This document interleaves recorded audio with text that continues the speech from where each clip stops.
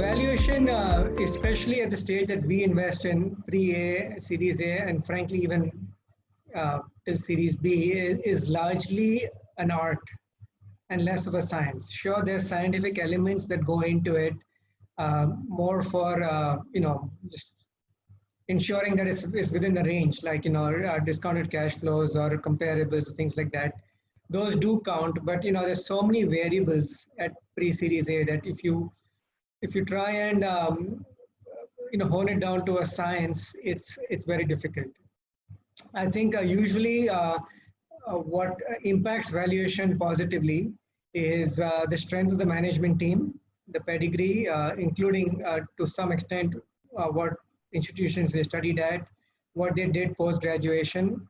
What they did post-graduation is directly related to what they do. So, if someone has worked at Flipkart for 5 years and they start an e-commerce company, it's definitely beneficial as opposed to someone who work in enterprise software and wants to do an e-commerce company. So it's, the natural progression of your career prior to seeking funding is very important of all the management team.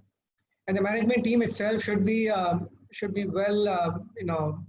well versed and well rounded. So there should be at a minimum a tech co-founder and a business co-founder to take care of both aspects of the business, because if either of those elements is missing, there's usually a lot of impediments to growth.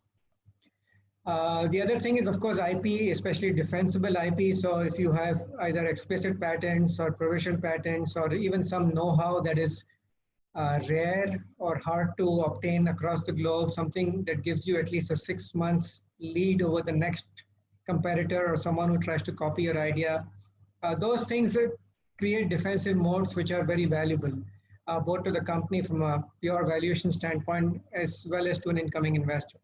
So team, IP, product should ideally be at least post-beta, a couple of POCs, genuine POCs that are about to be converted into paying customers, or in case of consumer startups, some genuine evidence of growth hacking and evidence that you are able to build to a large number of users is extremely helpful. If the founding team or key members have exits in the past, that greatly helps, so they understand the full life cycle of a startup from, investment to growth to exiting, and those experiences are very beneficial to an investor and to valuation by extension. And then there's, things like what we see in most websites or sites, size of addressable market and this and that.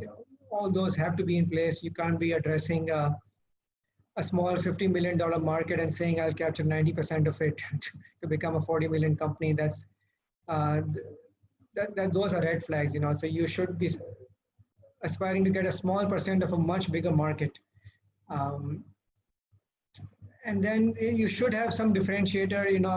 If you're just me too or a copycat player, then it's usually not a viable proposition. You should have some element either through your team, through the tech, through your go-to-market strategy or pricing strategy or marketing machine or whatever, which differentiates you from someone else that's trying to do the same thing.